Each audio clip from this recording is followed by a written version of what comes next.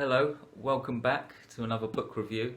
Today I'm reviewing The Garden of Rama by Arthur C. Clarke and Gentry Lee.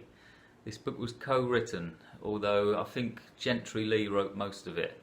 I think Arthur C. Clarke was just kind of oversaw the project, but Gentry Lee did most of the writing. This is the third book in the Rama series. I haven't actually read the first two books. I used to own the first one but never got round to reading it.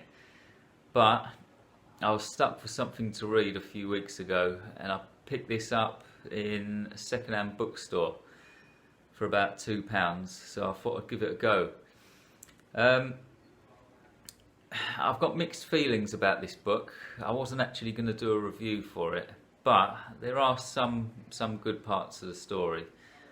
So here it goes. This book was published in 1991 and it's set way into the future, about 200 years into the future, and the story takes place on a generation ship, which I love. For those of you who don't know, a generation ship is a huge spaceship with a realistic Earth-like landscape inside, like fields, trees, animals and all that stuff.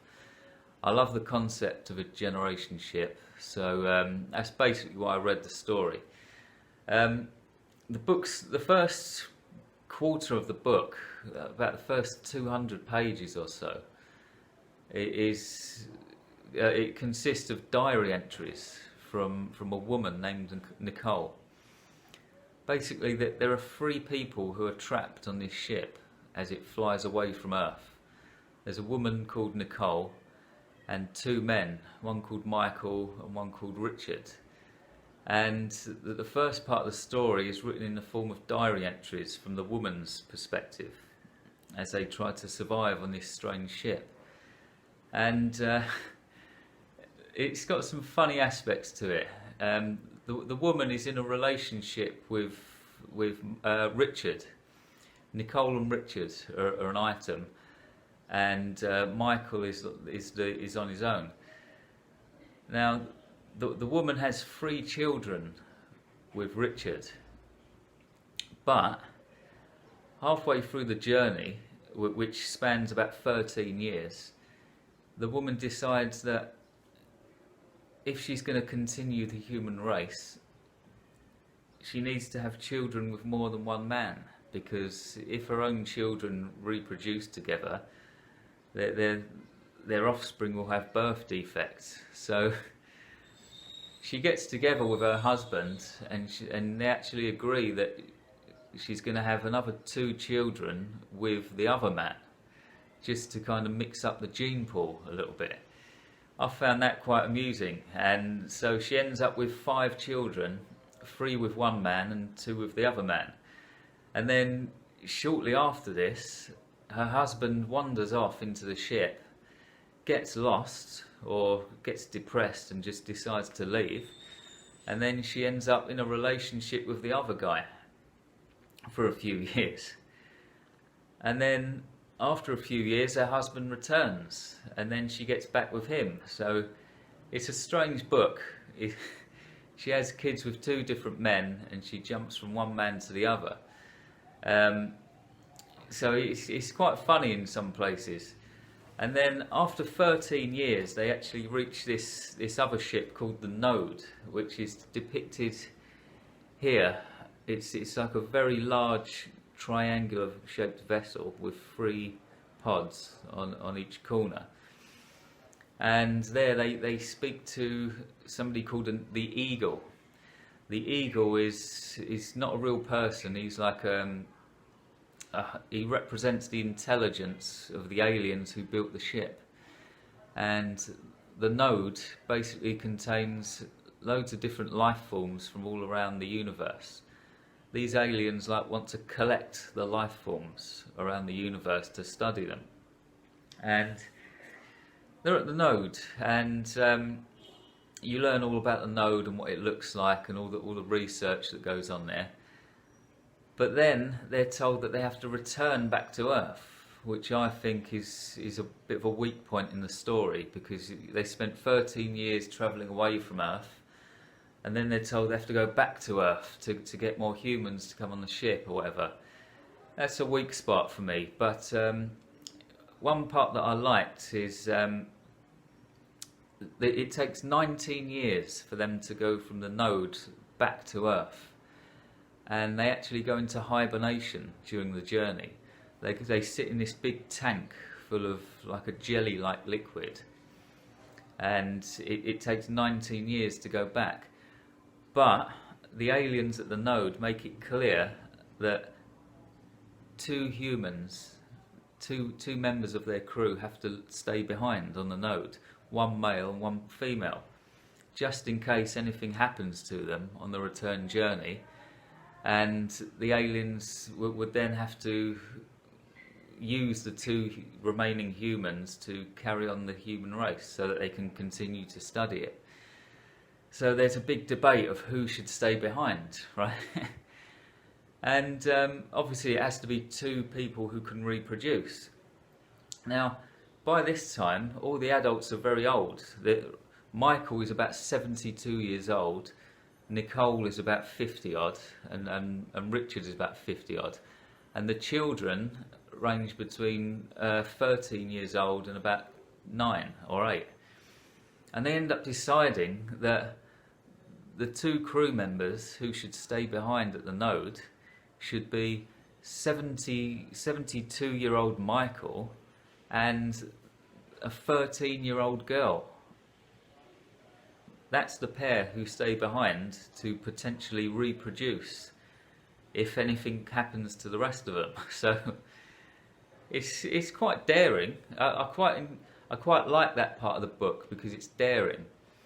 This book can be quite pedestrian in other parts, a bit too commercial, but I was quite impressed with certain aspects, because that's quite a daring thing to do, to get a 72-year-old man and a 13-year-old girl to stay behind in case they need to reproduce in the future.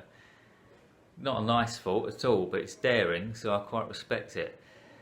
And so anyway, they travel back to Earth. It takes them 19 years, and they go into stasis, hibernation. And the interesting part of this is that the children, when they go into hibernation, they're literally children, about 13 or 10 years old. And after 19 years, they actually wake up in the solar system in adult bodies. Their bodies have been growing for 19 years, but they're still children inside, in their heads. They've got the mentality of children. So they're literally children walking around in adult bodies.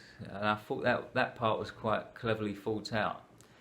So respect to the book there as well. That was good. After that, though, things start to go downhill, in my opinion. They managed to get more people from Earth to join the ship, and they build this big colony on the ship. And it's a bit unbelievable that they have a train system. They have a whole village. People smoke cigarettes and drink beer, even though it's not explained where the cigarettes come from. There's a town called Las Vegas with all these casinos and slot machines, and you just think, how could they do that? There's no explanation as to how they did all this stuff. So it's a bit unrealistic, in my opinion. And it turns political as well. The book turns political as it follows this colony on the ship, and I'm not into politics, and I kind of lost interest. So basically, my advice is to not read this book. There are some good points in there. I was entertained in parts, but a lot of it is mediocre, and it's commercial. As I say, it's very pedestrian. That the prose is very pedestrian and very commercial. It's way too long. It's like 520 pages long. It's a long read, and there's far too much unnecessary detail. for me. That's another thing. The dialogue and the characters can be unrealistic, especially in the second half of the novel when it follows the colony.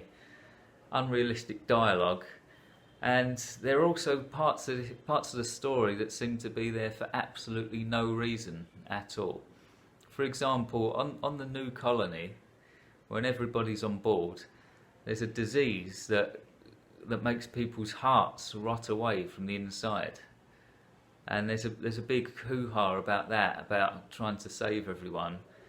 But you never get to find out why the author put that in the book, and you never find out whether they even cure the disease by the end of the book.